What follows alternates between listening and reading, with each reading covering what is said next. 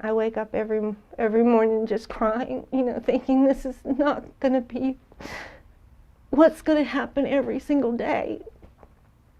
It's just so hard to get through it. I just don't know how to get through it.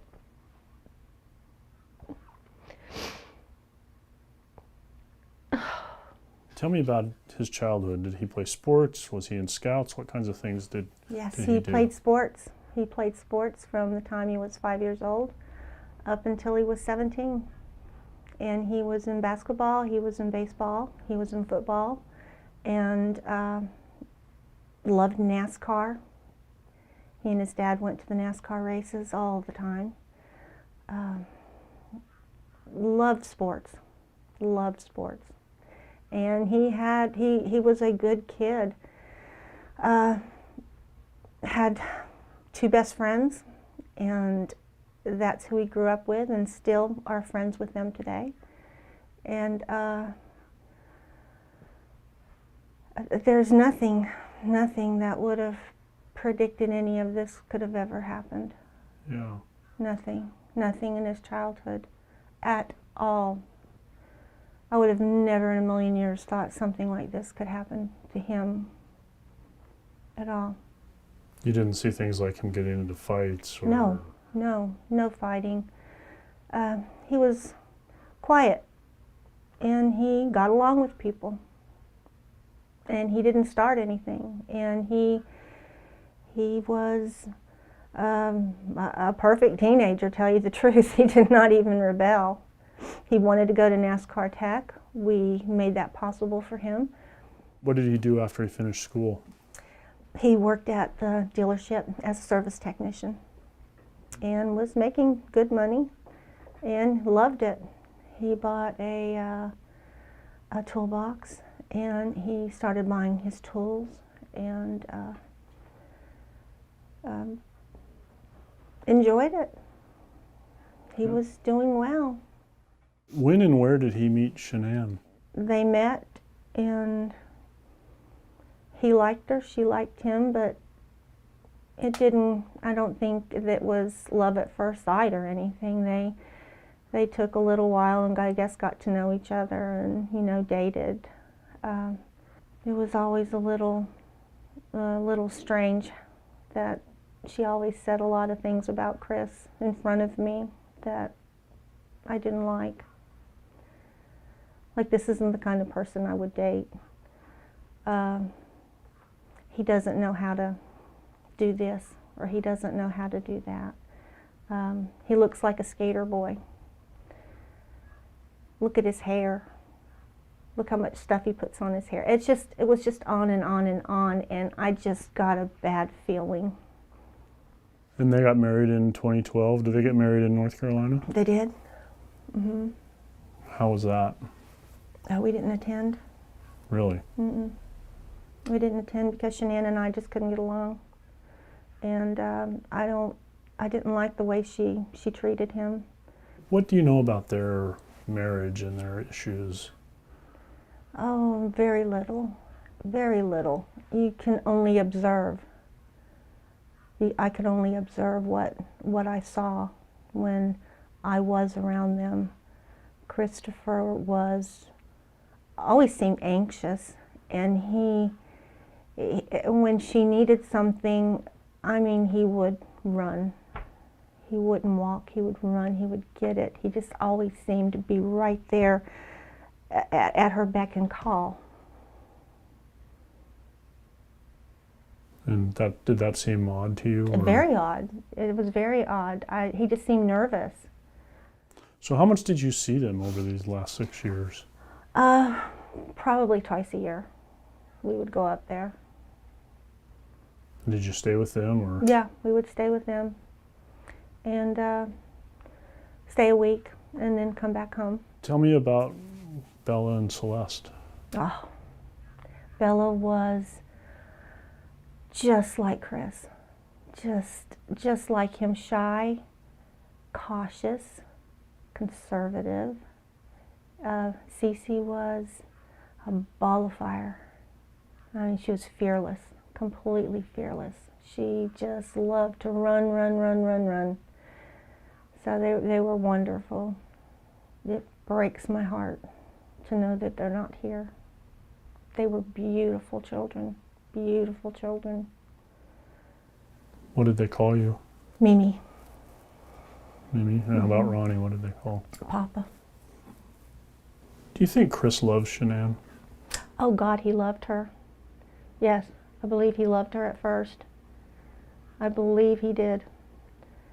But I think as the years went on, I think it just being in that kind of a relationship, which the social worker even said that marriage should have ended a long time ago.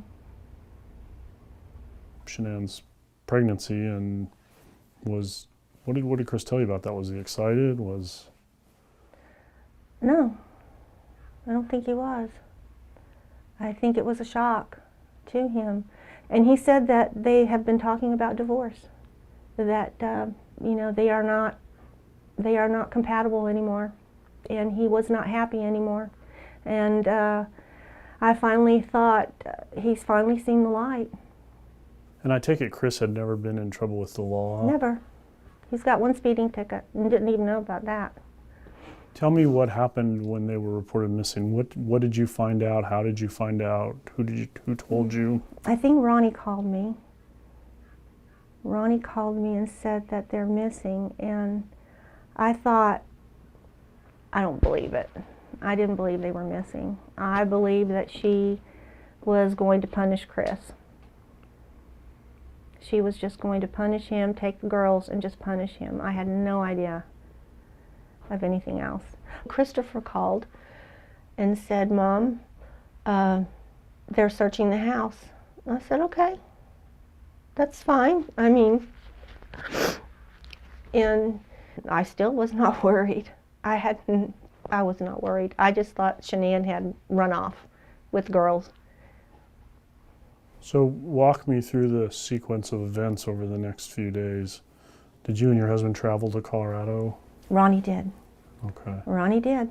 And I mean, Christopher let everybody come in. Her phone is there. Her purse is there. Everything is there. But there's no kids and there's no Shanann. And I was not worried. I thought, she has just gone off and I'm going to punish you for this and you can worry about me. But when Christopher called us and he said, I said, do you want us to come down now? He said, tell Dad I need him. Tell Dad I need him to come down. I said, what about me? He said, no, Mom, just stay. Just send Dad. And he picked him up at the airport and they drove to the police station. And Chris still didn't say anything to him. Nothing. He had already been interrogated 7 hours prior to that. He had already let the police go into his home, search everything. He was going in for another interrogation. The next thing, after 5 hours, they called Ronnie and said that your son wants to talk to you before he tells us anything. And that's when Christopher broke down and cried and said, I'm sorry, Dad. He said, I went into a rage and I killed her after she killed Cece and Bella. And he found out where he is and then they wouldn't let him see him. He couldn't see him. And so he was going back to the airport when his public defender called him and told him to come back. And that's when Ronnie met his public defender. And so talked to her for a while, and they kept in touch with us and let us know what's going on. And then what was the next update that you got? Was it? The next update I got was Ronnie called Jamie and told them they found their bodies. And they rushed over here.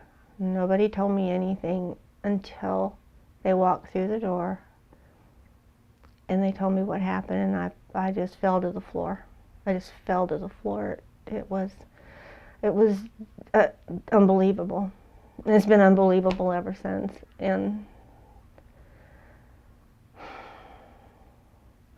What did his attorneys tell you about contact with him, starting with his None. arrest? no contact. Everything is recorded. No contact. No letter writing. I didn't see the harm in the letters. Hi son, love you, keep fighting. We are here to support you. What is wrong with that? What can the DA do about letters like this? Why couldn't we just write him a letter? We did what we were told to do. When they called us to tell us that Chris was thinking of a plea, that he wanted to speak to us about it. And when we got down there, it was a lie. They wouldn't let us talk to him about anything. And then we had to talk to him through a screen and a phone. And he just looked, he was crying. I mean, he wasn't crying. You could see the movement in his mouth that when I talked about Bella and I talked about Cece and the memorial service that we had for them. And he asked what pictures did we use, and what was the song. You can see how he was trying to hold back tears. What day was that? Do you remember? Well, we flew in on that Monday. We flew in on Monday, and we saw him Monday night, and then the plea deal was on Tuesday. So Monday night was when you wanted to talk to him about it? Yes, and we weren't allowed. And it would have helped us so much to be able to talk to him. I wouldn't have to go through all this now. Everything just seems to be shrouded in secrecy. And just tell us what is going on. Let us ask Chris if it's okay if you talk to us. I just don't like the way it was handled from the very beginning. I don't like the way it was handled. I want to save your life. That's all. We're just here. We're going to save his life. We want him to get life in prison. It was like they already knew he was guilty, and this was the end of it. Were you worried about the death penalty being a possibility? No, I didn't care about the death penalty. Nobody's going to die in Colorado. I don't think anyone has. One person? And Colorado is changing. So people stay on death row forever. There was I think you'd be safer on death row. And her parents said they didn't want any more death. So I don't see how the death penalty could have mattered. All I want is the truth. I just want the truth. That's it. And I know Chris, he would take responsibility. And I guess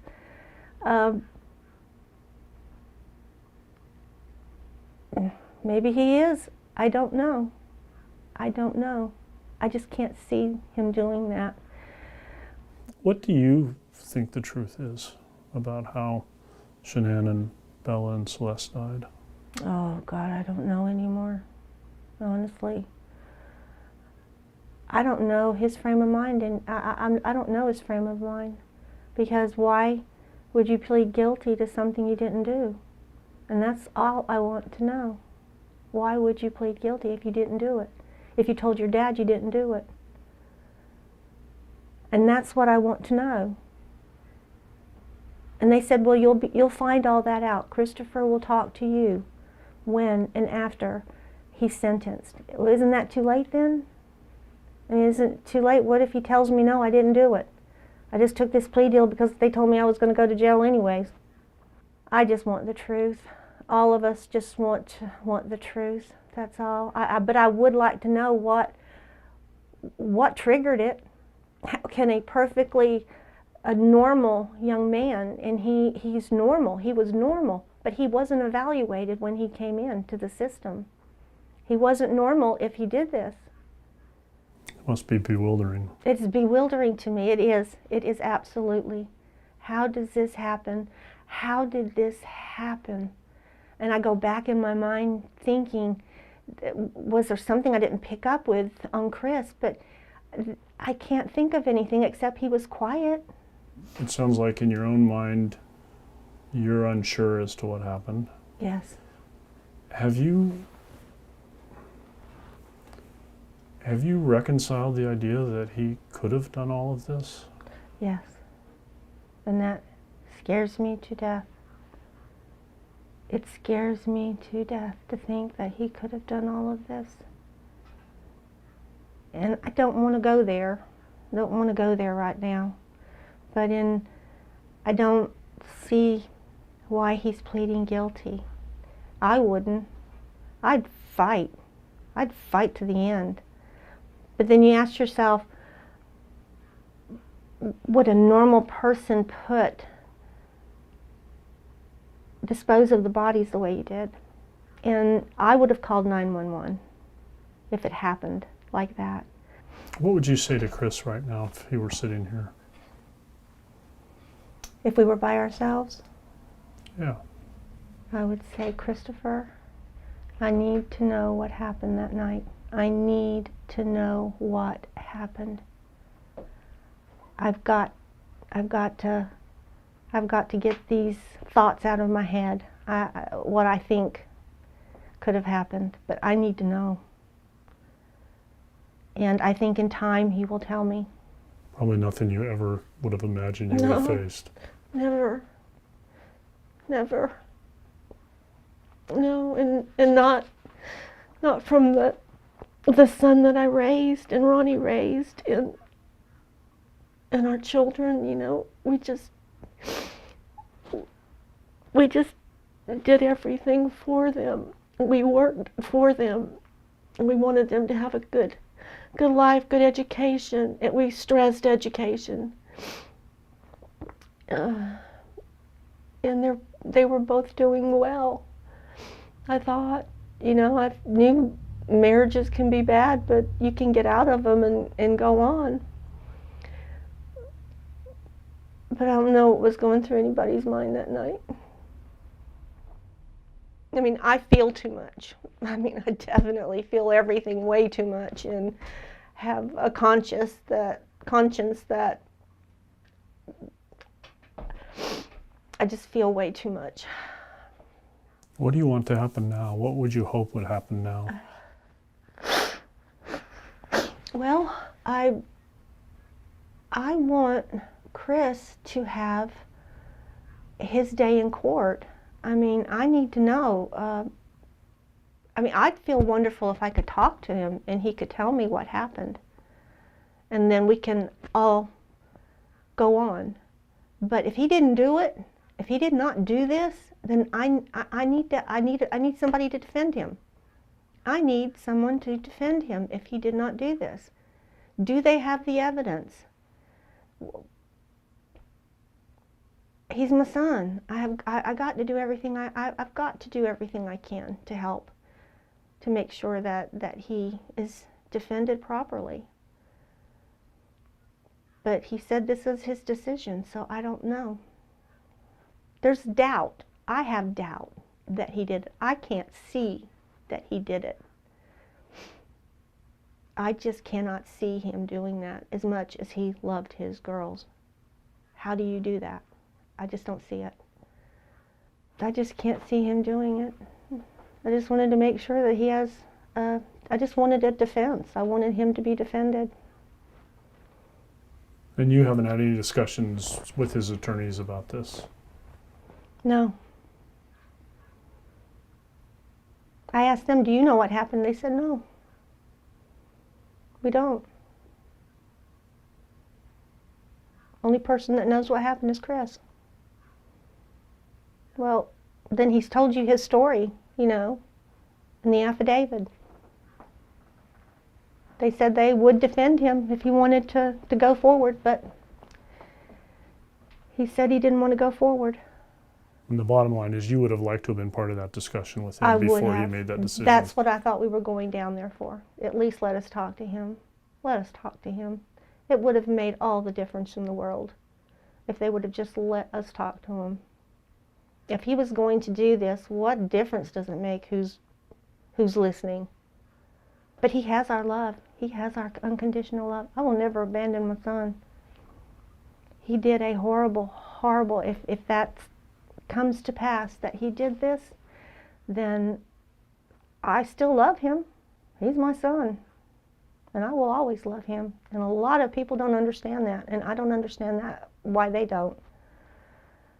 Well, could you talk a little bit about some things we talked about yesterday? You said, I think your exact words were, he's not the psychopath next door. He isn't. He's not the sociopath next door. He's not the psychopath. He didn't kill little small animals. He didn't do any of these things. He was a good child. I didn't see anything. I didn't see anything that was abnormal about him, except he was socially awkward. He had trouble socializing, but so did I when I was younger. I think you learn that as you grow, and I think he felt a little bit more comfortable in his skin, and he just, I don't think he just had the right person at his side. I don't. That relationship was toxic from the very beginning. What would you say to Shanann's family, if you could talk to them? God, I'm so sorry this happened. For both our families, because we both lost everything. They lost a daughter, we lost our son. We lost our grandchildren. We all lost. Everybody did. And you'll never get it back. And they were precious. They were so, so precious.